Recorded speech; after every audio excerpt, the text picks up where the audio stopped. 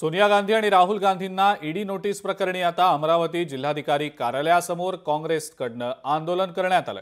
काँग्रेसला बदनाम करण्याचं हे षडयंत्र आहे असं खासदार बळवंत वानखडेंचं म्हणणं आहे। नाशकात सुद्धा काँग्रेस कार्यालयासमोर भाजपकडनं आंदोलन करण्यात आलं। राहुल गांधी आणि सोनिया गांधी यांना अटक करा अशी मागणी भाजपच्या कार्यकर्त्यांनी यावेळेला केलेली आहे।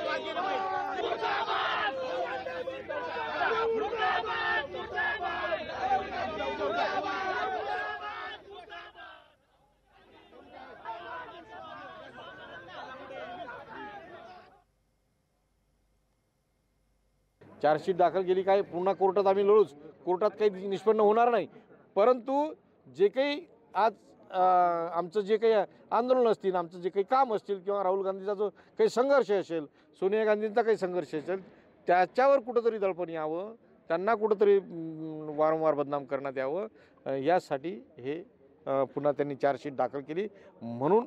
आणि त्यासाठी ईडीचा हे सर्रास वापर करतात हे सर्वसामान्य जनतेच्या आता लक्षात आलं म्हणून त्याचा निषेध म्हणून अमरावती जिल्हा काँग्रेस कमिटी आणि शहर काँग्रेस कमिटी या दोन्ही मिळून हा आज निषेध मोर्चा काढण्यात आला आणि शिष्टमंडळानं निवेदन दिलं।